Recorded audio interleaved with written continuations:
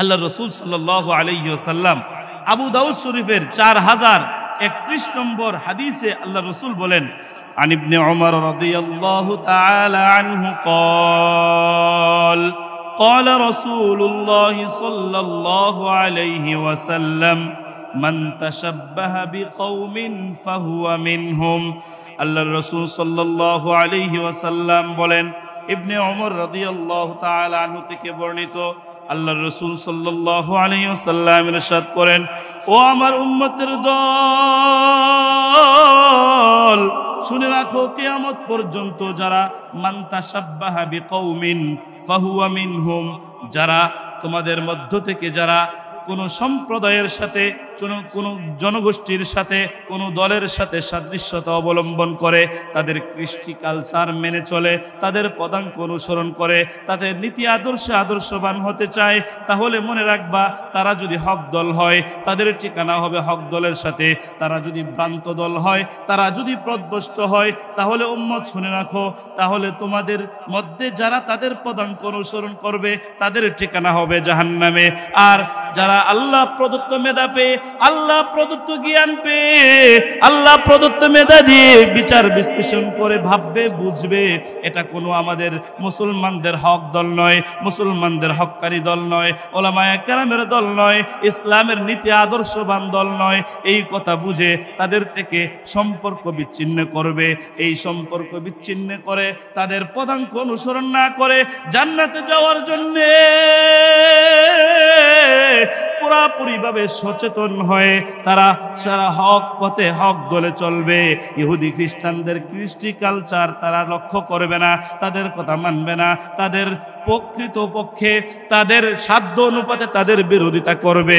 মনে রাখো উম্মত, যাদের তোমাদের মধ্যে যারা এরকম কৃষ্টি কালচারের দিকে লক্ষ্য না করে, ইসলামের নীতি আদর্শের দিকে লক্ষ্য করে, ইসলামের নীতি আদর্শে আদর্শবান হবে, কিয়ামতের ময়দানে তাদের ফলাফল হবে, আল্লাহর পক্ষ থেকে ঘোষণা হবে, দুনিয়ার বুকে তুমি তাদের বিরোধিতা করার কারণে, দুনিয়ার বুকে তুমি ইহুদি খ্রিস্টানদের কৃষ্টি কালচার না মানার কারণে, দুনিয়ার বুকে ইহুদি খ্রিস্টানদের নীতি আদর্শের বিরোধিতা করার কারণে তোমাদের ঠিকানা হবে আল্লাহর পক্ষ থেকে বিশাল চাকচিক্যপূর্ণ অট্টালিকা জান্নাত।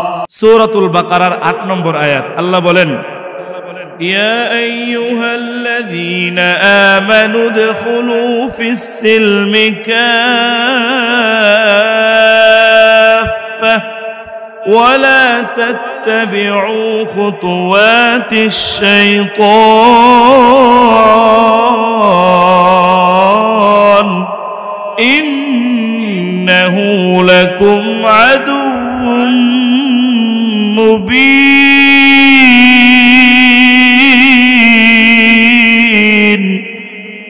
আল্লাহ পাক রব্বুল আলামিন বলেন, ও ঈমানদারগণ, তোমরা যারা ঈমান নামক মহাদৌলত গ্রহণ করেছো, তোমরা ইসলামের মধ্যে প্রবেশ করো পূর্ণাঙ্গ রূপে। তোমাদের মনোপুত নয়, তোমাদের মনের খাহেসাত অনুযায়ী ইসলাম চলবে না, ইসলাম চলবে আমার নির্দেশে। ইসলাম ধর্ম আমি দিয়েছি, এটা পূর্ণাঙ্গ ধর্ম।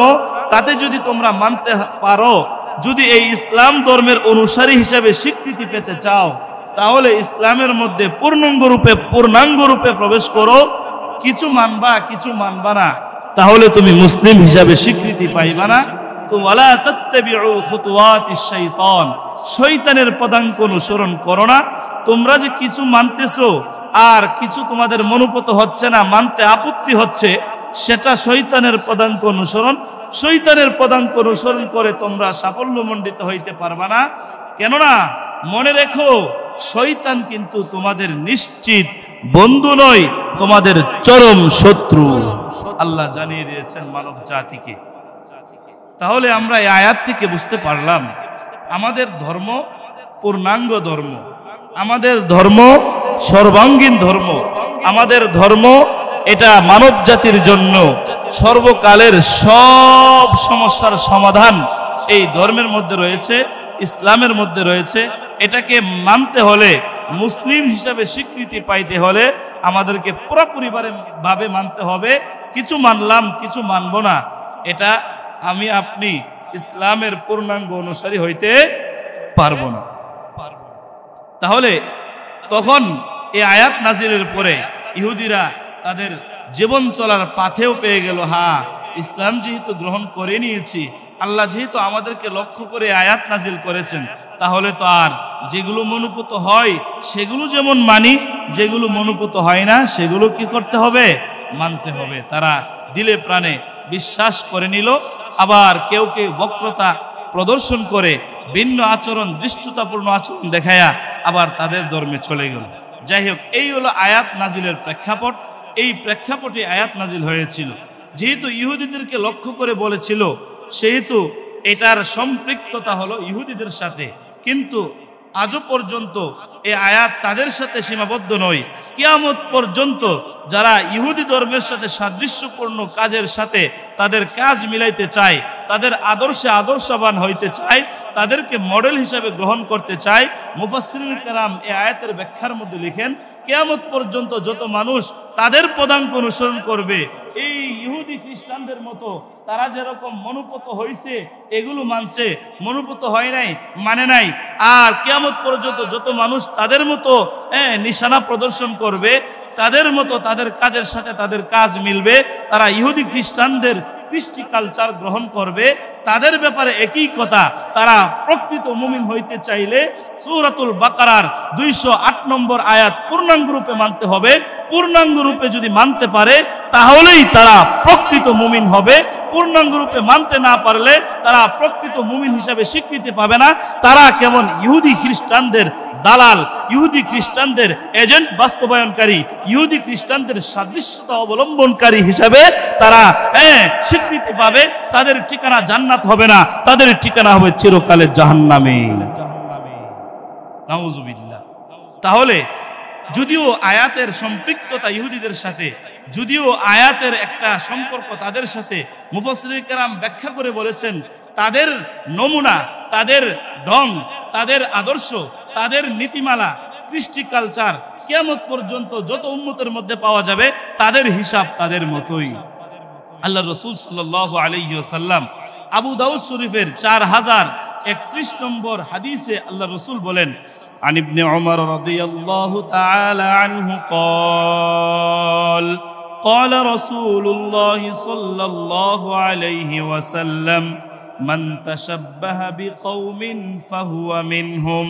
আল্লাহর রাসূল সাল্লাল্লাহু আলাইহি ওয়াসাল্লাম বলেন, ইবনে ওমর রাদিয়াল্লাহু তাআলা আনহু থেকে বর্ণিত, আল্লাহর রাসূল সাল্লাল্লাহু আলাইহি ওয়াসাল্লাম ইরশাদ করেন, ও আমার উম্মতের দল, শুনে রাখো, কিয়ামত পর্যন্ত যারা মান তাশাব্বাহা বিকৌমিন ফাহুয়া মিনহুম, যারা তোমাদের মধ্য থেকে যারা কোনো সম্প্রদায়ের সাথে, কোনো জনগোষ্ঠীর সাথে, কোনো দলের সাথে সাদৃশ্যতা অবলম্বন করে, তাদের কৃষ্টি কালচার মেনে চলে, তাদের পদাঙ্ক অনুসরণ করে, তাদের নীতি আদর্শে আদর্শবান হতে চায়, তাহলে মনে রাখবা তারা যদি হক দল হয় তাদের ঠিকানা হবে হক দলের সাথে।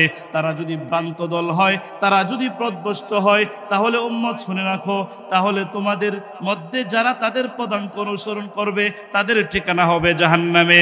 আর যারা আল্লাহ প্রদত্ত মেধা পেয়ে, আল্লাহ প্রদত্ত জ্ঞান পেয়ে, আল্লাহ প্রদত্ত মেধা দিয়ে বিচার বিশ্লেষণ করে ভাববে, বুঝবে এটা কোনো আমাদের মুসলমানদের হক দল নয়, মুসলমানদের হক্কারি দল নয়, ওলামায়ে কেরামের দল নয়, ইসলামের নীতি আদর্শবান দল নয়, এই কথা বুঝে তাদের থেকে সম্পর্ক বিচ্ছিন্ন করবে। এই সম্পর্ক বিচ্ছিন্ন করে তাদের পদাঙ্ক অনুসরণ না করে জান্নাতে যাওয়ার জন্যে পুরাপুরিভাবে সচেতন হয়ে তারা সারা হক পথে হক দলে চলবে। ইহুদি খ্রিস্টানদের কৃষ্টি কালচার তারা লক্ষ্য করবে না, তাদের কথা মানবে না, তাদের প্রকৃত পক্ষে তাদের সাধ্য অনুপাতে তাদের বিরোধিতা করবে। মনে রাখো উম্মত, যাদের তোমাদের মধ্যে যারা এরকম কৃষ্টি কালচারের দিকে লক্ষ্য না করে, ইসলামের নীতি আদর্শের দিকে লক্ষ্য করে, ইসলামের নীতি আদর্শে আদর্শবান হবে, কিয়ামতের ময়দানে তাদের ফলাফল হবে আল্লাহর পক্ষ থেকে ঘোষণা হবে। দুনিয়ার বুকে তুমি তাদের বিরোধিতা করার কারণে, দুনিয়ার বুকে তুমি ইহুদি খ্রিস্টানদের কৃষ্টি কালচার না মানার কারণে, দুনিয়ার বুকে ইহুদি খ্রিস্টানদের নীতি আদর্শের বিরোধিতা করার কারণে তোমাদের ঠিকানা হবে আল্লাহর পক্ষ থেকে বিশাল চাকচিক্যপূর্ণ অট্টালিকা জান্নাত। তাহলে এই আয়াত এবং হাদিস থেকে আমরা বুঝতে পারলাম আল্লাহ পাক রব্বুল আলামিন আমাদেরকে আল্লাহ প্রদত্ত মেধা দিয়েছেন।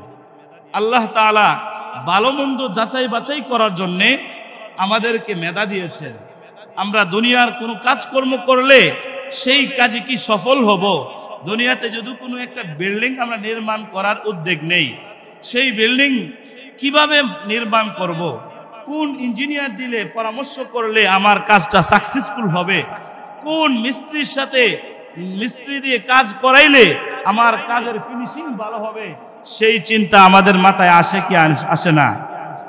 আসে। কেন? আমার আপনার চিন্তা আছে। যদি আমার ডিসিশন ভুল হয়, যদি আমার চিন্তা ভুল হয়, যদি আমার এই পরামর্শের মধ্যে ভুল হয়, তাহলে যেই ঘর নির্মাণ করার পরে আমি ঘুমাইবো সেই ঘর হতে পারে আল্লাহ না করুক ধসে যাবে। প্ল্যান ভুল হওয়ার কারণে নিচে চলে যাইব। বিল্ডিং আরাম হবে দূরের কথা, বেআরামের শেষ নাই। সেই বিচার বিশ্লেষণ করি কি করি না? কেন করি? আল্লাহ প্রদত্ত মেধা দিয়ে বুঝতে পেরেছি যদি না করি আমার উপর বিপদ আছে, যদি না করি তাহলে আমার এই কাজের সফলতা আসবে না, টাকা পয়সা খরচ হবে কিন্তু আমার কাজের ফিনিশিং ভালো হবে না, আমার প্ল্যান ভুল হওয়ার কারণে আমি সাকসেসফুল না হয়ে আমি বিফল হব, আমি সাফল্যমণ্ডিত হতে পারবো না। তাই তো নাকি? তাহলে আমি আপনি আল্লাহ প্রদত্ত মেধা দিয়ে জাস্টিফাই করতে হবে আল্লাহ তাআলা যে আমাকে মেধা দিয়েছেন। এই যে আগত 31শে ডিসেম্বর আমরা অতিক্রম করতেছি, এমন একটা সময় 2024 সালের শেষ সময় অতিক্রম করতেছি। আজকে 27 তারিখ, আগামীকাল 28, 29, 30, 31 এই বছর শেষ। 24 সাল আমাদের কাছ থেকে বিদায় নিচ্ছে আর 25 সালের আগমন ঘটতেছে। কিন্তু আমরা সকলেই ইতিহাস জানি, এদেশে খ্রিস্টানরা, ইহুদিরা, তারা ব্রিটিশরা আমাদের কাছ থেকে প্রায় 800 বছর মুসলমানরা এই ভারতবর্ষ শাসন করেছে। শাসন করার পরে চলে বলে কলে কৌশলে খ্রিস্টানরা মুসলমানদের ক্ষমতাকে চিনিয়ে নিয়ে তাদেরকে পরাজয় করে, তাদের উপর জুলুম অত্যাচার করে ক্ষমতা চিনিয়ে নিয়ে 192 বছর, প্রায় 200 বছর মুসলমানদেরকে গোলামির জিঞ্জিরে আবদ্ধ করে রেখেছিল। আর কত মুসলমানদেরকে, আলেম উলামাকে গাছে গাছে, রোডের গাছে ফাঁসির কাষ্ঠে ঝুলিয়ে তাদেরকে শাহাদাত বরণ করতে বাধ্য করেছে।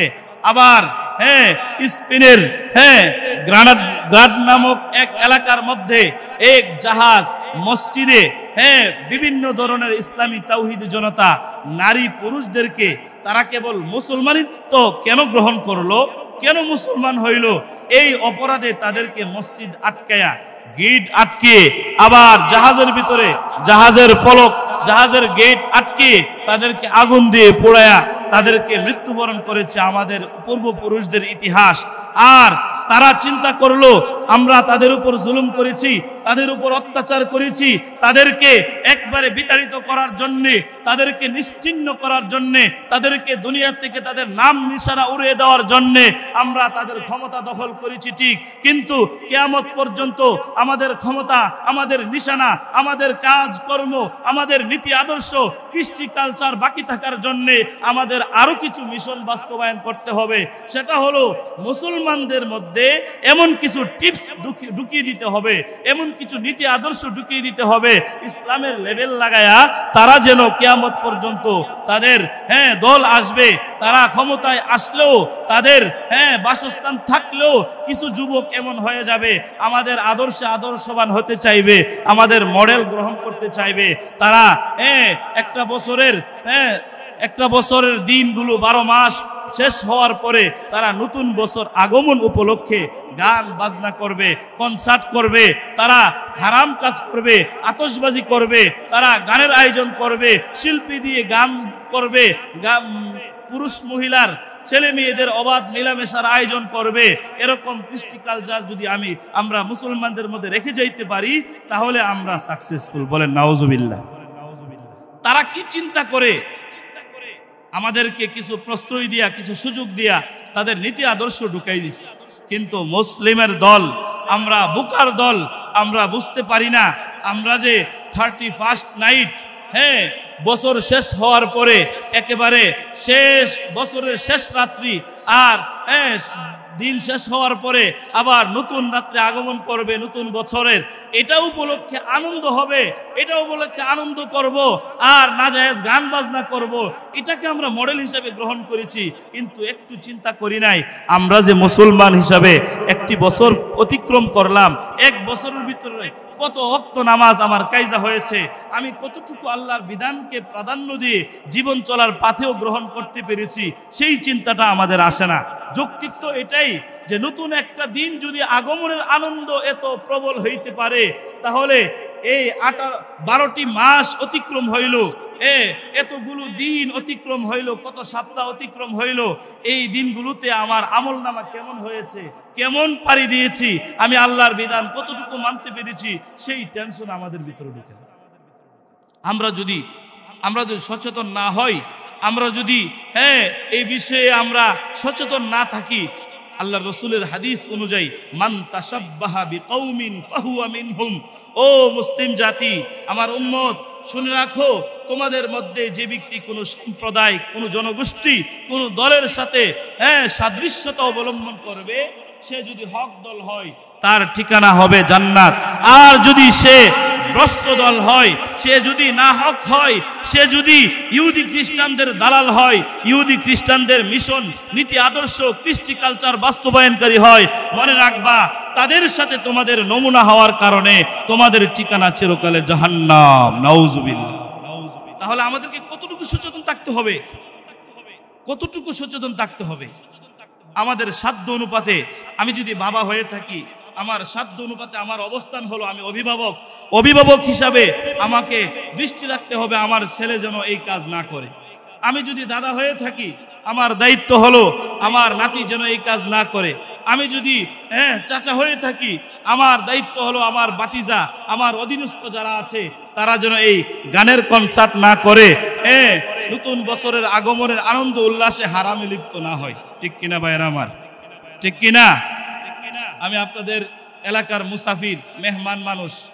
আজকে আমার জীবনের এই জেলাতে নতুন আগমন, এই জেলাতে আসি নাই, আর কোন দিন আসবো তারও কোনো নিশ্চয়তা নাই।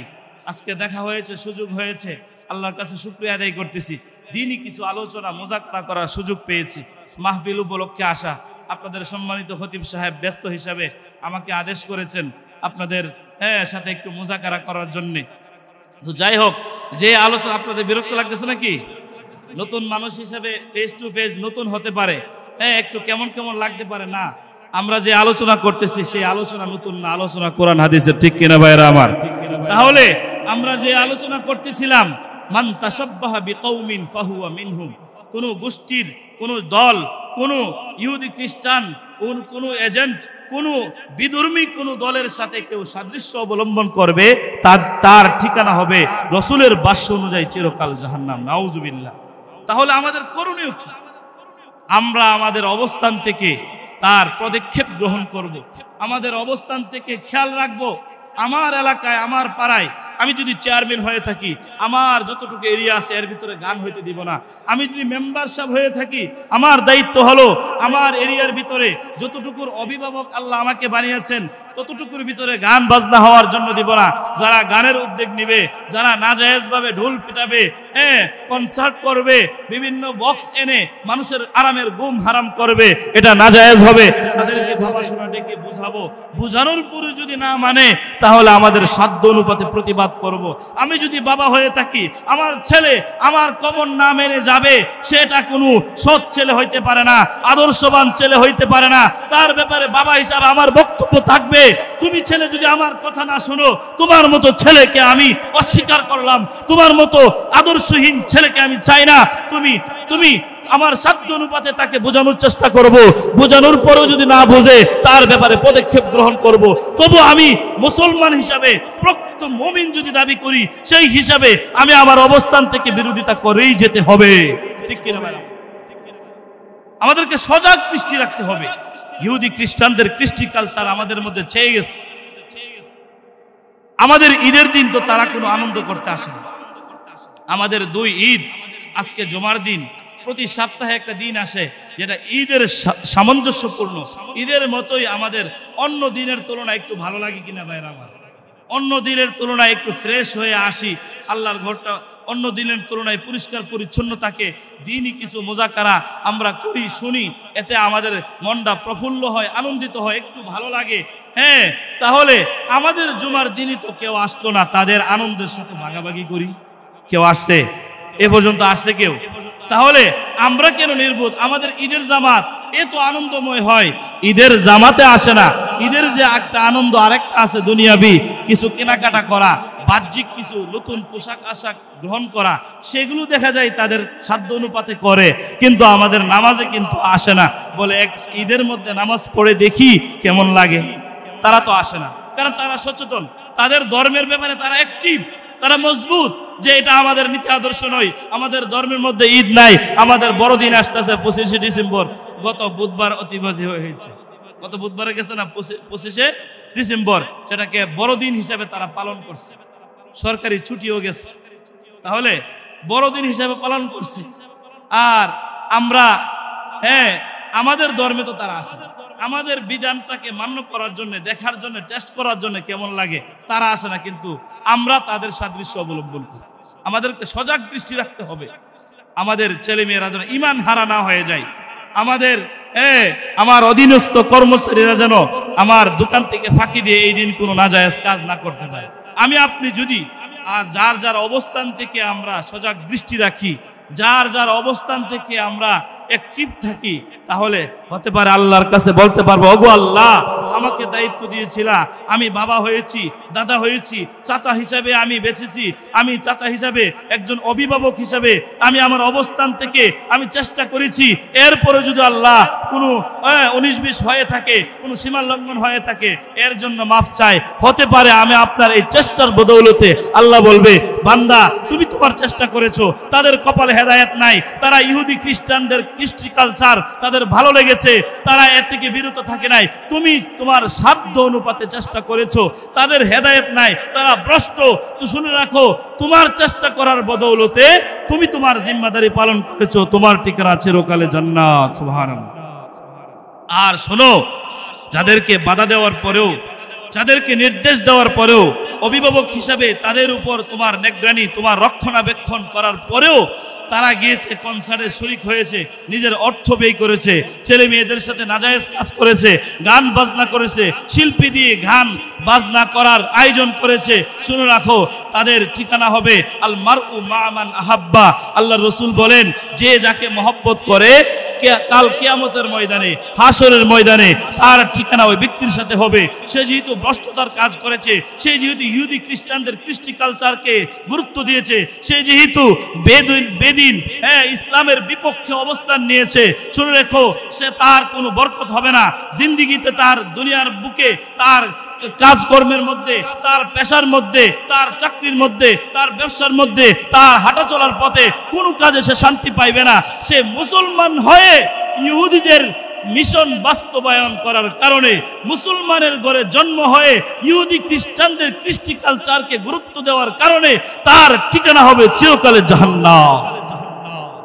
তাহলে আল্লাহর রাসূলের হাদিসের ভাষ্য অনুযায়ী আল মারউ মা মান আহাব্বা, আমাদের ঠিকানা হবে যে যাকে মহব্বত করবে, যে যাকে ভালোবাসবে, সে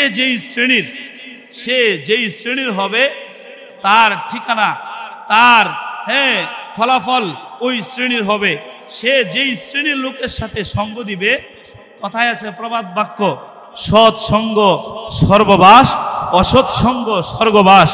সৎ সঙ্গের সাথে, ভালো লোকের সাথে, নেককার লোকের সাথে বেশি বেশি চলাফেরা করো, তাদের সঙ্গ দাও, তাদের থেকে কিছু নেওয়ার চেষ্টা করো, তাদের সহবতে সংস্রবে তুমি ধন্য হওয়ার চেষ্টা করো। পক্ষান্তরে অসৎ লোকের কাছেও যেও না, অসৎ লোকের সংস্রব থেকে দূরে থাকবে। অসৎ লোকের সংস্রব যদি তুমি গ্রহণ করো, তাহলে কিন্তু মনে রাখবা, অসৎ সঙ্গ স্বর্গবাস। অসৎ লোকের সাথে তোমার মিলন হওয়ার কারণে, অসৎ লোকের সঙ্গে তোমার দুনিয়ায় চলাফেরার কারণে, তোমার দুনিয়ায় তোমার অস্তিত্ব বিলীন হয়ে যাবে, তোমাকে স্বর্গে বাসিয়ে দিবে, তোমার ঠিকানা হবে চিরকালে জাহান্নাম, তুমি কোনো সফল হইতে পারবে না। এই যে প্রবাদ বাক্য মুরব্বীরা বলে থাকেন, এটারও একটা কি আছে, প্রমাণ আছে, একটা ওজন আছে, এটার একটা প্রভাব আছে, এটার একটা প্রতিক্রিয়া আছে। যাই হোক, আমরা 31শে ডিসেম্বর 31st নাইট আমাদের এলাকায় আমাদের অবস্থান থেকে পদক্ষেপ থাকবে, আমাদের অবস্থান থেকে একটা কৃতকার্য থাকবে, কাজ অ্যাক্টিভ থাকবো আমরা। আমাদের এরিয়ার ভিতরে যেন এই নাজায়েজ কাজ না হয়, ইহুদি খ্রিস্টানদের মিশন যেন বাস্তবায়ন না হয়, ইহুদি খ্রিস্টানদের কৃষ্টি কালচার আমরা মুসলমান হিসাবে, আমরা প্রকৃত মুমিন হিসাবে, আমরা ইমানের প্রতি বিশ্বাসী হওয়ার কারণে, আল্লাহ প্রদত্ত মেধা দিয়ে আল্লাহর তাওহীদকে মানার কারণে, এক আল্লাহকে বিশ্বাস করার কারণে, রসুলকে আল্লাহর প্রেরিত বান্দা ও রসুল হিসাবে বিশ্বাস করার কারণে কেউ যদি এই নাজায়েজ কাজ করে, প্রকৃত মুমিন যারা, প্রকৃত মুসলমান যারা, তাদের রক্ত মাংস সহ্য করতে পারবে না, তাদের ঈমান উতলে উঠবে। যারা নাজায়েজ কাজ করবে মনে চাইবে তাদেরকে সশরীরে বাধা দিবে, সশরীরে যদি বাধা দিতে না পারে মুখ দিয়ে বাধা দিবে, মুখ দিয়ে যদি বাধা না দিতে পারে অন্তর দিয়ে অন্তত ঘৃণা করবে। এভাবে যদি 3 স্তরের কোনো একভাবে প্রতিবাদ করে, ঘৃণা করে, হয়তো সশরীরে গিয়ে সশরীরে বাধা দিবে, শক্তি যদি না থাকে মুখ দিয়ে দাওয়াত দিবে, গ্রহণ না করলে চলে আসবে, তাও যদি না পারে অন্তরে ঘৃণা করবে, তবু তাদের মিশন ইহুদি খ্রিস্টানদের কৃষ্টি কালচার মুসলমানের বাচ্চা হয়ে মুসলমানদের দেশে বাস্তবায়ন করতে দেওয়া যাবে না। রাজি আছে তো ইনশাআল্লাহ? চোখ কান খোলা রাখতে হবে। আমাদের ঈদের নামাজে তো তারা আসে না, তাহলে তাদের কৃষ্টি কালচারে, তাদের অনুষ্ঠান আয়োজনে যেটাকে তারা আনন্দদায়ক মনে করে সেটাতে আমরা কেন যাব? আমি অভিভাবক হয়ে আমার অধীনস্থ লোক, ছেলে, আমার মেয়ে, আমার ভাতিজা, আমার বাগিনা ইত্যাদি অধীনস্থ লোক, ভবিষ্যৎ প্রজন্মরে যদি আমি এখন থেকে নিয়ন্ত্রণ না করতে পারি, তাহলে তো তারা, আমি যখন কবরে চলে যাব, তারা তো আমার কবরে জায়নামাজও পড়তে যাইবে না, আমার প্রতি খেয়াল রাখবে না। আমার যদি এরকম সূক্ষ্ম নজর থাকে তাহলে তারা হবে নেককার, তারা হবে অনেক আমলদার, তাদের আমলের প্রতিক্রিয়া, তাদের আমলের প্রভাব আমি আপনি কবরে শুয়ে শুয়ে ভোগ করতে পারবো। আল্লাহ পাক রব্বুল আলামিন আমাদেরকে যে ধর্ম দিয়েছেন, আমাদের ধর্মের প্রতি আমি আপনি শ্রদ্ধাশীল হইতে হবে, আমাদের ধর্মের প্রতি আমরা সূক্ষ্ম চিন্তাশীল হইতে হবে। তাহলে আমি আমার ধর্মের একজন সূক্ষ্ম নজরদারি হইলাম, আমি আমার ধর্মের একজন বিচক্ষণ, একজন ধর্ম পালনকারী হইলাম। তাছাড়া যদি আমি আপনি কোনো রকম চালায় দেই, কোনো রকম খেয়াল না রাখি, তাহলে আল্লাহ না করুক এটার বদ প্রভাব, বদ প্রতিক্রিয়া আমাকে আপনাকেও ভাগে আসবে। আমরা দোয়া করি আল্লাহ পাক রব্বুল আলামিন যেন আমাদের সবাইকে যার যার অবস্থান থেকে পদক্ষেপ গ্রহণ করার তৌফিক দান করুন। আল্লাহ রসুল সাল্লাল্লাহু আলাইহি ওয়াসাল্লাম অনেক হাদিস শরীফ এসেছে, বিদুরমিন খালিফুল ইহুদ। আল্লাহ রসুল আরেক হাদিসে বলেন খালিফুল ইহুদ, ইহুদি খ্রিস্টানরা তাদের যেই কৃষ্টি কালচার, তারা যেইভাবে চলে, খালিফুল ইহুদ, তোমরা তার বিপরীত করো, তোমরা তার বিরোধিতা করো, তোমাদের কাজ কর্ম, তোমাদের নীতি আদর্শ তাদের সাথে যেন না মিলে, তোমাদের নীতি আদর্শ যেন তাদের সাথে না মিলে। এখন আমার আপনার বিষয় প্রশ্ন হইল, তাহলে এমন অনেক কাজ যদি হয় যেই কাজ মুসলমান করেছে কিন্তু মিলে গেল ইহুদিদের সাথে, তাহলে হাদিসের ভাষ্য অনুযায়ী তারা তো খালিফুল ইহুদ হইল না, মুওয়াফিকুল ইহুদ হইল। আল্লামা ইবনুল কাইয়্যুম আল জাওজি রাহিমাহুল্লাহ আহকামু আহলি জিম্মা কিতাবের প্রথম খণ্ডের 441 নম্বর পৃষ্ঠায় লিখেন, ওয়া আম্মাত তাহিয়াতু বিশাআইরিল কুফরি আল মুখতাসসাতি বিহি ফাহারামুন বিল ইত্তিফাক। আল্লামা ইবনুল কাইয়্যুম জাওজি রাহিমাহুল্লাহ ওনার বিখ্যাত কিতাব ফিকহের কিতাবের মধ্যে উনি উল্লেখ করেন, ওয়া আম্মাত তাহিয়াতু বিশাআইরিল কুফরি, কুফরের সাথে মিলে, কুফরি নীতি আদর্শের সাথে মিলে, কুফরিদের কাফেরদের কৃষ্টি কালচারের সাথে মিলে এরকম শাআয়ের, এরকম নিদর্শন দিয়ে কোনো বেদ্দিনকে, কোনো অমুসলিমকে অভিবাদন জানানো, যেই শব্দটা কেবল তাদের সাথে নির্দিষ্ট, তাদের সাথে খাস, ফাহারামুন বিল ইত্তিফাক, সর্বসম্মতিক্রমে হানাফি মাযহাব, শাফি মাযহাব, সকল 4 মাযহাব অনুযায়ী এটা হারাম, হারাম, হারাম। তাহলে এবার প্রশ্ন হইল, তাহলে আমরা কিছুদিন আগে সংগঠিত হয়েছে টঙ্গীর ময়দানে। আমরা দাওয়াতুত তাবলীগ ভালো কাজ, দাওয়াতুত তাবলীগ অনেক নেক কাজ, কিন্তু যারা দাওয়াতুত তাবলীগের নাম লেবেল লাগায়া যারা সন্ত্রাসদের মতো আচরণ করবে, যারা ইহুদি খ্রিস্টান মুসলমানদেরকে মারতে যেমন দ্বিধাবোধ করে না তাদের মতো আচরণ দেখাইবে, তাহলে ইবনুল কাইয়্যুম জাওজি রাহিমাহুল্লাহ উনার কথা অনুযায়ী তারা হারাম কাজ করেছে। কিছুদিন আগে আপনারা দেখেছেন, লক্ষ্য করেছেন, মিডিয়ার যুগে প্রচারিত হয়েছে। আমরা সকলেই সচেতন নাগরিক হিসাবে আমরা জেনেছি, বুঝেছি তাদের নীতি আদর্শ, তাদের এই আদর্শটা কোনো নবীওয়ালা আদর্শ ছিল না, তাদের কাজ এটা নববী কাজ ছিল না, তাদের কাজ নিয়ত ভালো, কাজের লেভেল লাগায়া, দাওয়াতুত তাবলীগের লেভেল লাগায়া তারা কাজ করেছে সন্ত্রাসের। ঠিক কিনা ভাইয়েরা আমার? যারা ইহুদি খ্রিস্টানদের মিশন বাস্তবায়ন করা, আল্লাহ রসুলের হাদিস অনুযায়ী কিছুক্ষণ আগে শুনেছি আয়াতের ব্যাখ্যা, মুফাসসিরিন কেরাম বলেছেন এটা শুধু ইহুদি খ্রিস্টানদের সাথে সীমাবদ্ধ না, কিয়ামত পর্যন্ত যাদের মধ্যে এই বদগুণ পাওয়া যাবে তারা এই আয়াতের মেসদাক, তারাও এই আয়াতের লক্ষ্য উদ্দেশ্য, তাদের ক্ষেত্রেও এই আয়াত প্রযোজ্য, যে যাদের মধ্যে বিধর্মীদের কৃষ্টি কালচার পাওয়া যাবে।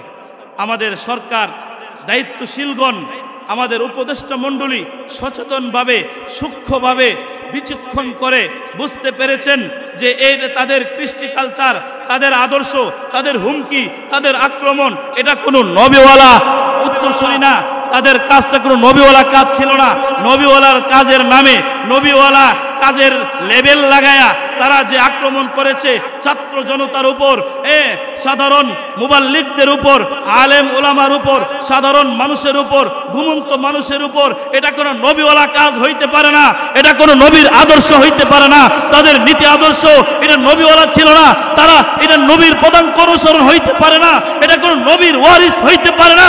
তাদের এই কাজ ছিল কেমন যেন সন্ত্রাস বাহিনীর মতো। আমাদেরকে জানতে হবে, বুঝতে হবে, যারা চড়াও হয়েছে হক বাহিনীর উপর, দাওয়াতুত তাবলীগের মূল নীতিতে যারা আছেন, যারা আলেম ওলামার পরামর্শ নিয়ে চলেন, তাদের উপর চাইছিল ক্ষমতা খাটায়া জবরদস্ত করে তারা আক্রমণ করে চড়াও হয়ে মাঠ দখল করবে। আল্লাহ বলেন, ও তোমরা কি ভুলে গেছো আমি তো ছাড় দেই, ছেড়ে দেই না। আমি বান্দাদেরকে ছাড় দেই যারা সীমা লঙ্ঘন করে, হেদায়েতের সুযোগ দেয়, ওলামায়ে কেরাম বুঝায়, তাদেরকে এক প্ল্যাটফর্মে আনার জন্য বিভিন্ন বৈঠক করে। এরপরও যখন বোঝো না, এমন বাহ্যিক দৃষ্টিতে মনে হয় তোমাদের ক্ষমতা বেশি, এমন কাম আমি ঘটায় দিব যেই কাজ ঘটানোর পরে তোমাদের বিপক্ষে সারা দেশ, সারা পৃথিবী ছড়ে যাবে। তোমাদের ইস্তেমার মাঠ হারিয়েছো, তোমরা কাকরাইলও হারিয়েছো, তোমাদের আরো কিছু হারানোর বাকি আছে। আমি উদাত্ত আহ্বান জানাবো একজন মুসাফির হিসাবে আপনাদের সাথে। আজকের আমার প্রথম দেখা, আমি একজন মুসাফির হিসাবে, ব্রাহ্মণবাড়িয়ার সন্তান হিসাবে, যারা এখনো ভুল বসতেছেন, যারা এখনো সঠিক পথে আসতেছেন না, আপনাদের হাতে পায়ে ধরে বলি, আপনাদের হাতে পায়ে উদাত্ত আহ্বান করি, এখনো সময় আছে, হেদায়েতের দরজা খোলা, এখনো সময় আছে। আপনারা উলামায়ে কেরামের তত্ত্বাবধানে এসে আপনাদের ভুল বুঝে সঠিক পথে চলে আসেন। না হয় আপনাদের লিডাররা যেহেতু গ্রেফতার হয়ে গেছে, আপনাদের সময় কিন্তু তেমন আর বাকি নাই। ঠিক কিনা ভাইরা আমার? আপনাদেরকে বুঝতে হবে কেমন নেতার আদর্শবান হয়েছেন, কোন লিডারের নির্দেশে আপনারা চলতেছেন। যেই লিডাররা তাদের ভুল পদ্ধতির কারণে, ভুল সিদ্ধান্তের কারণে তারা নিজেরাই এখন ফেসে গেছে, নিজেরাই গ্রেফতার হয়ে গেছে, তাদেরকে রিমান্ডে চাপ দিয়ে এখন বের হচ্ছে, তারা নিজেদের বলে করে নাই। তারা ভারতের এজেন্ট বাস্তবায়ন করার জন্যে, তারা ইহুদি খ্রিস্টানদের এজেন্ট মিশন বাস্তবায়ন করার জন্যে, তারা বিন্দিসি চক্রান্ত, বাংলাদেশের শান্ত পরিবেশকে অশান্ত করার জন্যে তাদের এই সন্ত্রাসের আক্রমণ ছিল। সঠিক রূপ বের হয়ে আসছে, আলহামদুলিল্লাহ বলে। কুল জাআল হক, আল্লাহ বলেন কুল জাআল হক ওয়া যাহাকাল বাতিল ইন্নাল বাতিলা কানা যাহুকা। সুবহানাল্লাহ। যখন হক এসেছে, হক যখন আগমন করে বাতিলের কোনো অস্তিত্ব থাকে না। হক যখন আগমন করেছিল ফেরাউনের বেশে, তো হক যখন আগমন করেছিল হক মুসা আলাইহিস সালাতুর রূপ নিয়ে, বাতিল যখন আগমন করেছিল ফেরাউনের রূপ নিয়ে, নমরুদের রূপ নিয়ে, তখন হক আগমন করেছিল মুসা আলাইহিস সালাতু ওয়াস সালামের রূপ নিয়ে। যখন হক আগমন করেছিল উলামায়ে কেরামের তত্ত্বাবধানে ইস্তেমার ময়দান সংগঠিত হবে, প্রথম পর্ব সংগঠিত হবে, তখন বাতিল তখন রূপ নিয়েছে সাদের নেতৃত্বে সন্ত্রাসের রূপ নিয়া।